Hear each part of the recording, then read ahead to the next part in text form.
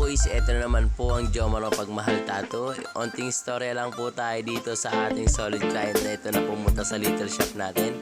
Ito ay nasa stage siya ng depresyon at talaga namang mahal na mahal niya yung kanyang jowa. Pero iniwan siya, pero talagang lumalaban pa rin siya sa kanyang pagmamahal. Kaya ito po, pumunta po siya rito para magpatato.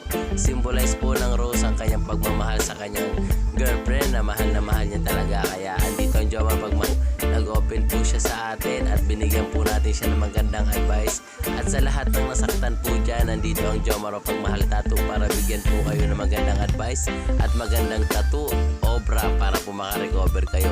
Huwag po kayong mag-alala at hindi po tayo tatanggi kanino man, basta open lang po tayo sa lahat ng client natin at gusto magpatato sa Jomar Mapagmahal Tattoo.